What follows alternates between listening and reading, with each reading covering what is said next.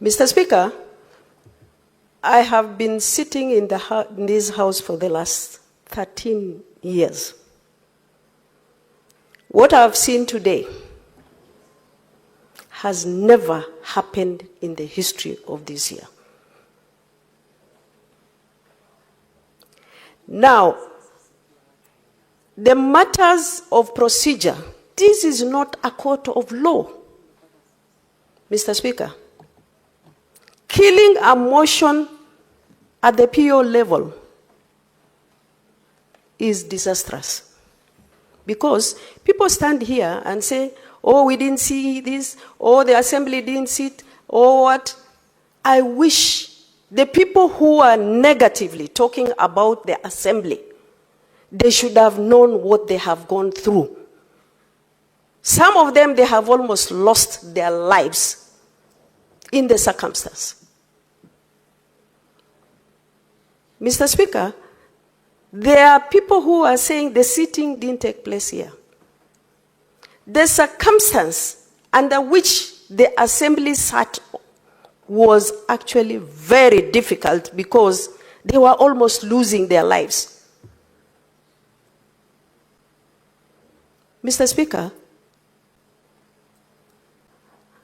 before this motion, this House was crying for the blood of Governor for Isiolo. Before this motion, we know each other, and I know what transpired even 30 minutes ago. And I think it's good the public know what happened and Isiolo people know what happened. Mr. Speaker, Sokohuru is taking over this House. And I must say this. Mr. Speaker,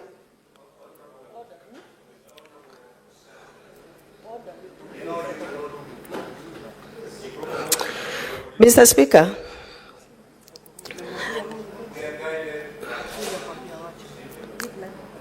you cannot impute improper motive on your colleagues. If you want to proceed in that manner, you know what to do. Substantive motions. Mr. Speaker, let me proceed, and I will leave it at that. Isiolo is bleeding today. Isiolo is not safe today. The assembly is not safe after today. I am not safe after today. Isiolo people will not be safe after today. And I can see the people who actually normally fight me in the social media, they are all here watching. Already, tonight, you will see that chaos that will happen in Isiolo County. If only this House should have looked at the proceeding to the end, then you can be able to understand the veracity of this particular impeachment. But as it is today, Mr. Speaker, I don't think Assembly will have guts to bring in a motion to this House. Not only Isiolo, the whole country. Mr. Speaker, even the governors themselves, we stand here always criticizing the counties. We stand here talking about oversight. The oversight is killed today by the same House, Mr. Speaker. If the direction you are going to take is to kill the PO, Mr. Speaker, and I must be on record for this. Mr. Speaker, we have two speakers, apparently, where two members of assembly have elected a speaker. The so-called clerk forged documents for election of the assembly members. Government printer, a very sensitive department of this country, the heart of this country, gazetted a speaker who was elected by two members of assembly. Where are we heading as a country? There was a commander of AP who was brought here to produce an evidence in favor of the governor. Does he sit in the house? What is his role? Security, as far as that proceeding was concerned, was actually compromised. Mr. Speaker, today you report a matter in Isiolo to DCI, to police commander, nobody is taking action. Mr. Speaker, there is a young man who was beaten 2 days ago, fighting for his life in ICU, just simply because he's a blogger. Mr. Speaker, in this impeachment, there are people who have actually been injured and maimed. Somebody is standing here and saying, go and bring another motion. Mr. Speaker, let me say here that the Senate, if they are going to take the direction of killing the PO, you have thrown Isiolo to the dogs, you have thrown the assembly to the dogs, and if anything happens tomorrow, this house will be blamed. And I thank you, Mr. Speaker.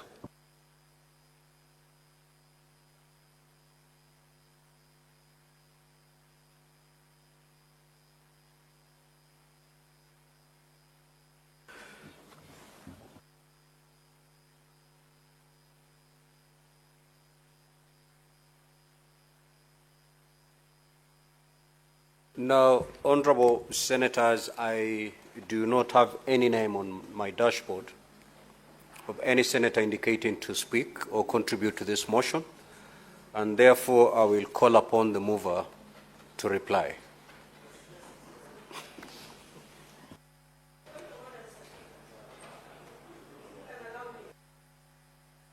Senator for Isiolo, what is your intervention? Certainly it cannot be a point of order. Mr. Speaker, I will say on the floor of this House, I need protection. The Assembly requires protection from the security agencies. I thank you. You may proceed to reply.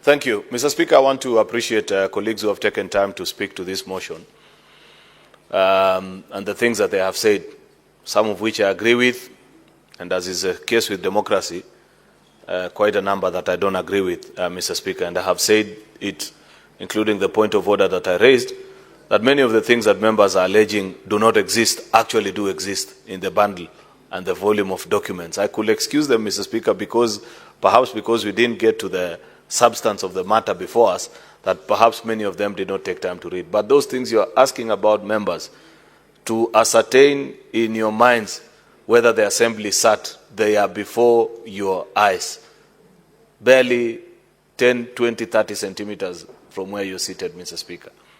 Be that as it may, Mr. Speaker, I appreciate that there has been a protracted debate before us since morning with both councils for the assembly and those of the governor, trading accusations against the other on whether a sitting actually happened. You know, members, we live in Kenya.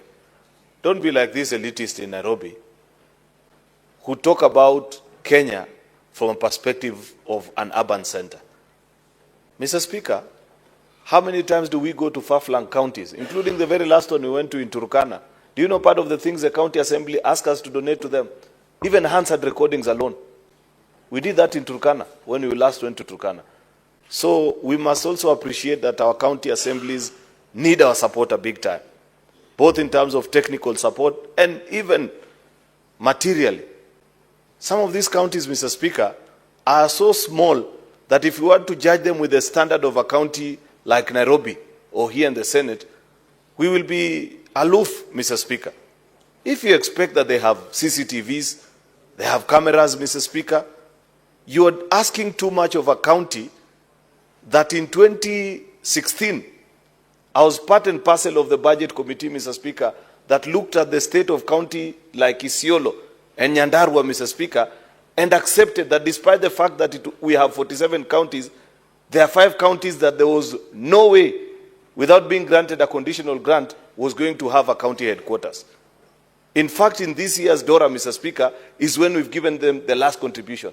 That is why, and Council for, I think, the Assembly, did not do a good job at expounding to you members to understand that actually the governor and the county assembly share an office. That is how bad that situation is in that particular county. As we speak today, what you saw in that video is what these people are returning back to. Should this PO be upheld, Mr. Speaker?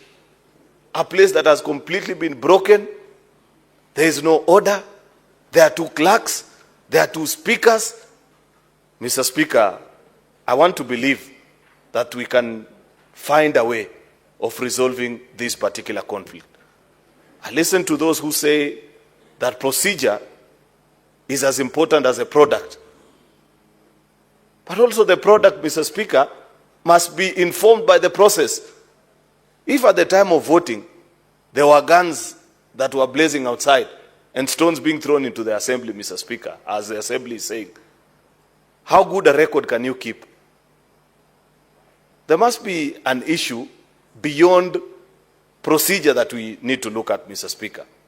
I listen to colleagues here who have said that take some of these matters that are beyond just the governor and the county assembly to the committee on devolution. But what is the record, Mr. Speaker, on us as a house resolving that matters? As we speak today, I think I saw a flash news yesterday that Nyamira has again, I think, erupted the county assembly. Remember the matter that we had here before us? I think 8 or 10 MCAs were expelled yesterday, meaning we have never been able to resolve these issues. Our colleagues that serve in devolution committee, I want them to request of them, Mr. Speaker, that they treat these matters with the urgency that they deserve. I have served in devolution committee before, Mr. Speaker. This is one of the premier committees of this House.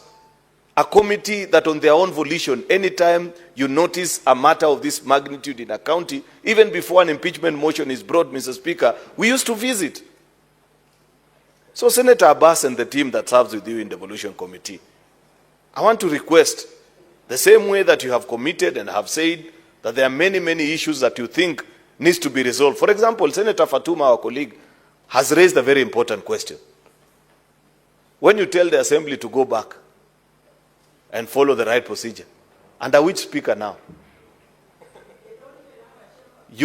First of all, where will they meet?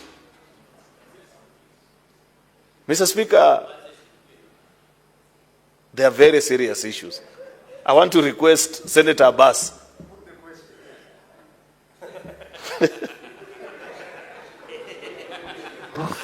I have known Senator Boli Halwale to be a very decent man, Mr. Speaker. I don't know what has happened to him today.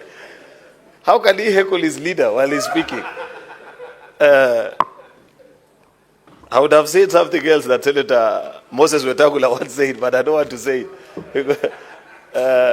Mr. Speaker, no.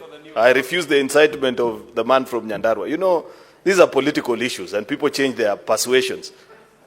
You know, Mr. Speaker, I for example, had my good friend, the senator for Muranga, say that once you make a vote, there should be a process through which you can unmake it. And people change their minds. That is allowed. I know, for example, that there is no senator that pushed me and kept on telling me that you need to bring the impeachment motion against the former Deputy President Rigathi Gachagua more than Senator Newt. But at the time the motion came to the floor, he had changed his mind. So these things happen, Mr. Speaker. So there is no problem. People change their minds.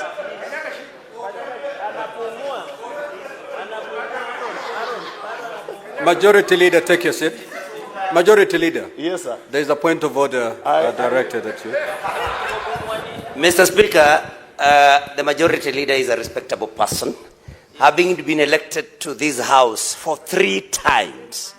for him to say that I pushed him to move the motion of impeachment against the second deputy president, Rigathi Gachagua, Mr. Speaker, there cannot be a worse liar than the majority leader. Mr. Speaker, I have always made my stand known. This is my right of reply. This is my right of reply. Order, honorable senators. Now, Senator Nyutu. Senator Nyutu, I gave you the opportunity to raise a point of order. First, you need to state under what standing order you are raising your point of order. 105, Mr. Speaker.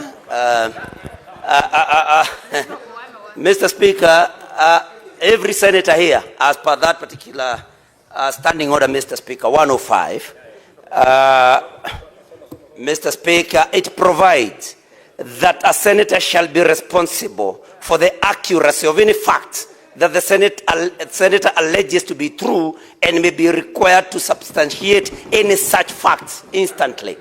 Mr. Speaker, following that particular standing order, then, Mr. Speaker, the majority leader should go ahead and substantiate and provide evidence that I pushed him. And Mr. Speaker, I cannot push the majority leader to push any motion. I am only a first-term senator. These are senators. And if I was going to be that powerful, Mr. Speaker, that I can push the majority leader to move a particular motion, Mr. Speaker, then, in fact, now, if I had that power, I would be pushing him to initiate a motion to impeach the president, Mr. Speaker. That is what I would push him really hard to do. But of course, I know he cannot do that. So, Mr. Speaker, let the majority leader withdraw and apologize to me and to this house for soiling my name. Thank you, Mr. Speaker. And the people of Muranga who brought me to this particular house and who respect me.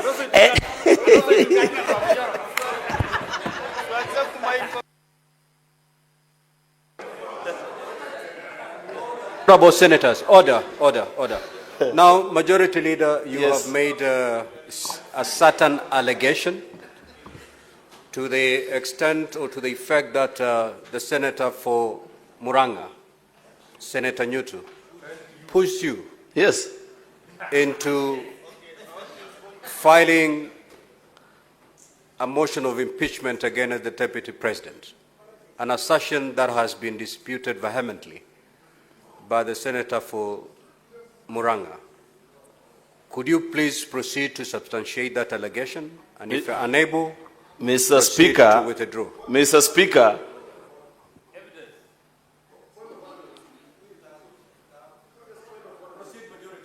okay. Mr. Speaker, how can you allege something against yourself? Because I said that he pushed me on so many occasions saying, bring this damn motion.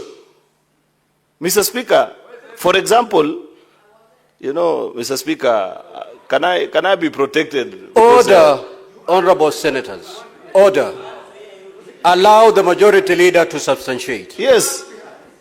On the day the former deputy president went to Meru and said there is a senator who is quote unquote talking mad, or in Swahili anaongea matope, in referring to the senator for Muranga, Senator Nyutu came fuming into the house and told me, have you heard what that man has said? Can you bring the motion to impeach me? And on so many other occasions, he talked to me, Mr. Speaker. So if he talked to me, Mr. Speaker, who do I need to convince? Yet I'm talking about myself, the things he told me. Now, honorable senators, we have some serious matters to handle. Order, honorable senators. Order. Order, honorable senators. Order.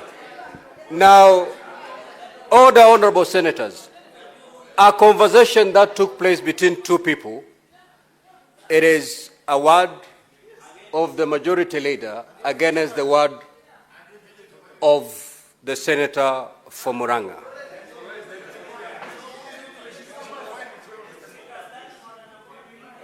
And certainly, honorable senators, it is up to you to judge. The majority leader has clearly indicated that this was a conversation between me and the senator from Murang'a.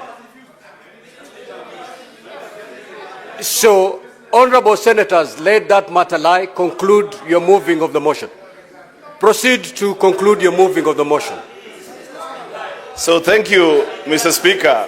So, like I have said, Mr. Speaker, people will have the opportunity to determine this matter whichever way they want. But there are very serious issues that the people of Isiolo are inviting us to arbitrate amongst them.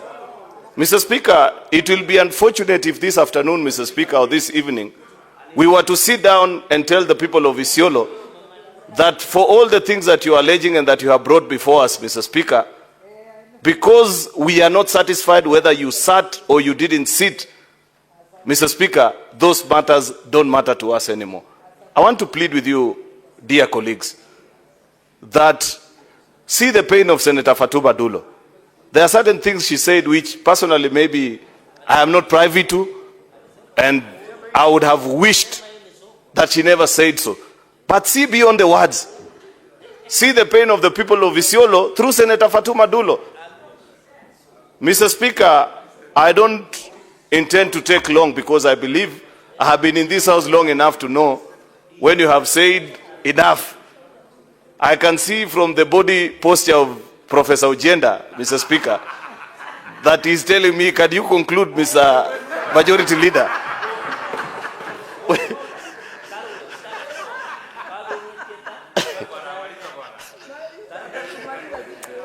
Mr. Speaker, reading the mood of the House, there are many things I would have wished to say, Mr. Speaker. But given that you have reached a point where sometimes as a man, even if you are wooing a woman, Mr. Speaker, you have said everything that you need to say, then you surrender to the fate of humanity and say, you have heard what I have said. Mr. Speaker, I want to believe, even if it is fair, I have said to these people, Mr. Speaker, if they choose to eat the fare, Mr. Speaker, I cannot be blamed anymore, Mr. Speaker. I have said everything that I need to say. Therefore, with those many remarks, Mr. Speaker, I beg to reply, Mr. Speaker, and I hope that in all that we do, we will find a solution for the people of Isiolo.